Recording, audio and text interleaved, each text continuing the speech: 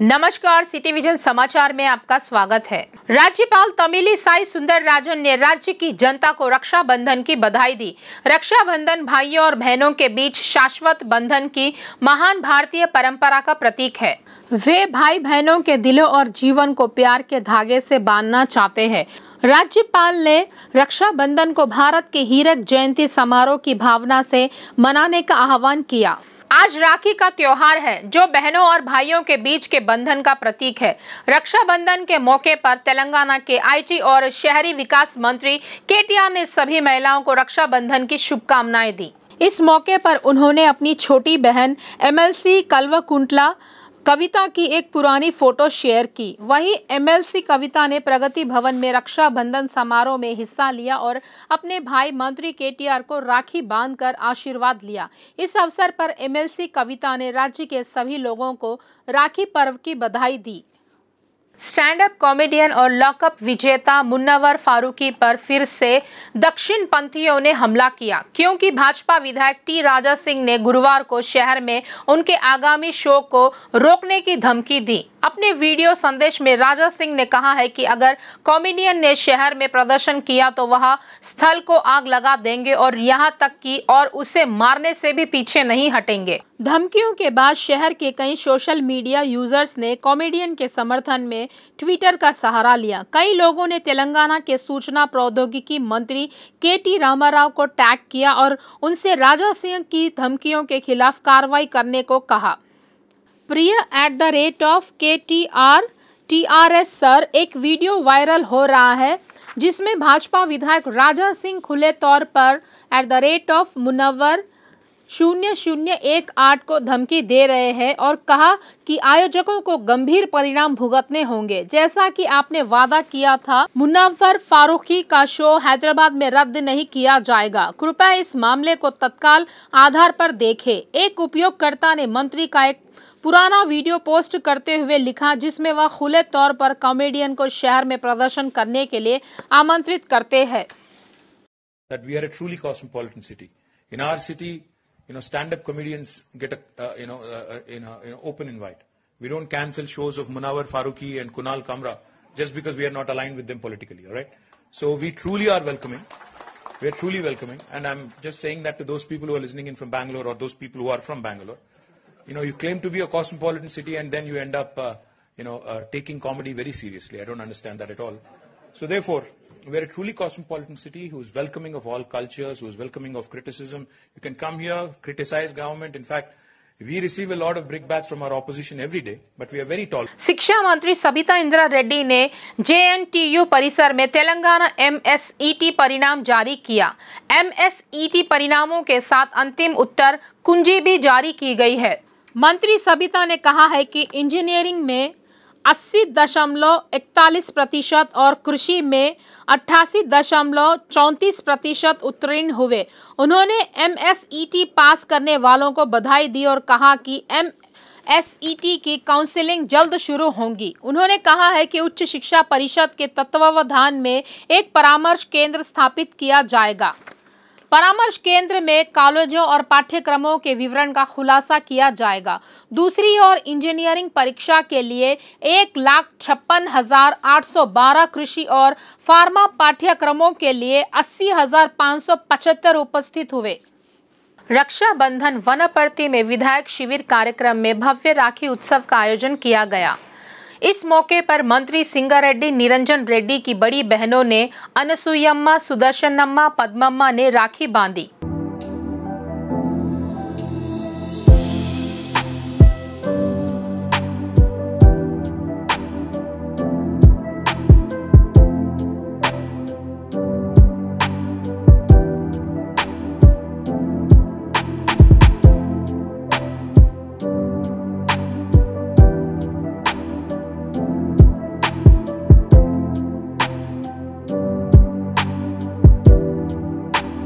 Tell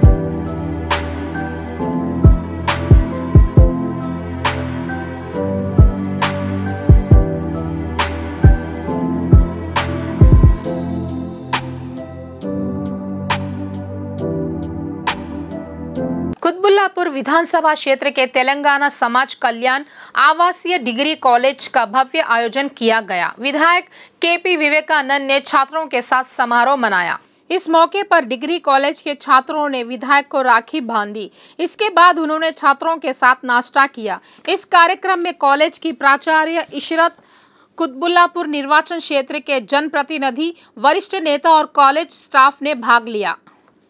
we Hanumant Rao ने प्रियंका गांधी के ठीक होने के लिए महाचंडी यज्ञ का आयोजन किया। वी हनुमंत राव ने अंबरपेट महाकाली मंदिर में होम किया।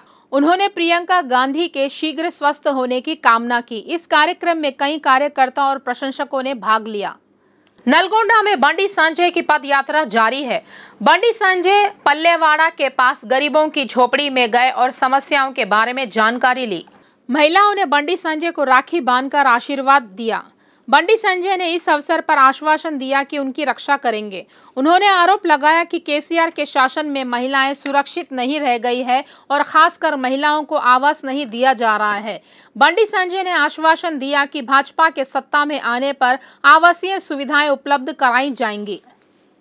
स्वतंत्रता दिवस के अवसर पर बेगम बाजार क्षेत्र के दीपा नर्सिंग होम में डॉक्टर चंद्रकला ने संगीतमय कार्यक्रम का आयोजन किया, जिसमें कई महिलाएं शामिल हुई। इस अवसर पर टीना रवि ने देशभक्ति गीत प्रस्तुत कर सबका मन मोह लिया। बाद में तिरंगा फहराकर सभी देशवासियों को स्वतंत्रता दिवस हीरक जयंती की शुभकामनाएं दी। बाद में विभिन्न खेलकूद प्रतियोगिताओं का आयोजन किया गया। तत्पश्चात शेरो शायरी कार्यक्रम हुआ। कार्यक्रम में जरीना, बालकिशन अग्रवाल, राजकुमार सरायवाला, जेपी अग्रवाल, दीपा अग्रवाल, देव अग्रवाल, हरिकिशन अग्रवाल, ओम प्रकाश भंडारी, पद्मा जैन, अशोक जैन, डॉक्टर चंद्रकला, सतवंती सरायवाला आदि उपस्थित थे। जय सिया राम, जय जय सिया राम, ऐसा पति मुझे दे भगवान।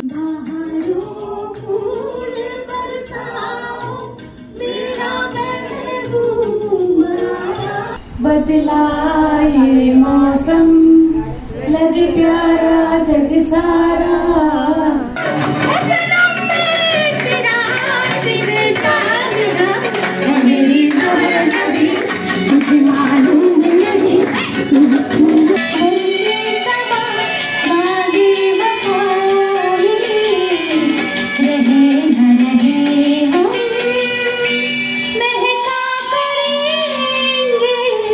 जुबली हिल्स में पेद्दम्मा मंदिर के पास आज तड़के एक कार ने तबाही मचा दी। तेज रफ्तार कार ने नियंत्रण खो दिया और डिवाइडर से जा टकराई। कार में मौजूद हवा का गुब्बारा खुल जाने से जान माल की क्षति नहीं हुई। आशंका जताई जा रही है कि शराब के नशे में कार चलाने के कारण यह दुर्घटना हुई। सूचना मिलते ही पुलिस वहां पहुंची और कार चला रहे व्यक्ति को गिरफ्तार कर लिया गया। पुलिस ने मामला दर्ज कर छानबीन कर रही है। भारत में एक बार फिर कोरोना के मामले बढ़ गए हैं। जो मामले कल तक मामूली थे वे आज थोड़े बढ़ गए हैं। 16,561 नए पॉजिटिव मामले सामने आए हैं। बीते दिन 16,299 केस मिले। वहीं 18,053 लोग कोरोना से ठीक हुए। 49 लोगों की मौत हुई। देश में फिलहाल 1,23,535 एक्टिव केस है। इस समय देश के पॉजिटिविटी रेट 5.44%, एक्टिव रेट 0.28% और रिकवरी रेट 98.53% है। अब तक 207.47 करोड़ कोरोना वैक्सीन की खुराक बांटी जा चुकी है। आमिर खान करीना कपूर की बॉलीवुड फिल्म लंबे संघर्ष के बाद सिनेमाघरों में उतरी है। प्री प्रोडक्शन में बॉलीवुड रीमेक को मूल हॉलीवुड फिल्म फॉरेस्ट गंप के अधिकार प्राप्त हुए हैं। शूटिंग और प्रोडक्शन के दौरान कोविड ने लॉकडाउन के बाद दुनिया को प्रभावित किया था। बाद में पोस्ट प्रोडक्शन में जब फिल्म रिलीज की तारीख के करीब थी, बाय गॉड लाल सिंह चड्ढा सोशल मीडिया पर काफी समय से ट्रेंड कर रहा था। आखिरकार फिल्म रक्षाबंधन पर रिलीज हुई। लाल सिंह चड्ढा का 10-11 करोड़ के नेट में पहले दिन कम था। हालांकि दोपहर के बाद एक पिकअप पोस्ट के साथ यह दोहरे अंकों में पहुंचने में कामयाब रहा, लेकिन यह बस के बारे में होगा। इसमें कोई संदेह नहीं है कि यह संख्या कम है, क्योंकि यह छुट्टी पर आती है। हालांकि यह एक बड़ी छुट्टी नहीं है, लेकिन जब कोई फिल्म युवाओं या बड़े पैमानों पर काम नहीं करती है तो आप वास्तव में आज के परिदृश्य में बड़ी शुरुआत की उम्मीद नहीं कर सकते। यह अनुमान लगाया जा रहा है कि हाल के दिनों में आमिर खान की फिल्म के लिए फिल्म की बॉक्स ऑफिस कमाई सबसे कम होगी। लाल सिंह चड्ढा ने 15-20% की धीमी शुरुआत की है और भारत भर में आने वाले शुरुआती नंबरों से फिल्म उद्योग को झटका लगने की संभावना है, लेकिन पिछले 4 महीनों में व्यापार के रुझानों के साथ यह वास्तव में चौंकाने वाला नहीं है, लेकिन दर्शकों के लिए निराशाजनक है। शुरुआत में फिल्म से दूरी रहे BOI की एक अन्य रिपोर्ट में कहा गया। ये थे अब तक के ताज़ा समाचार। आगे के ताज़ा समाचारों के लिए देखते रहिए सिटी विजन लाइव।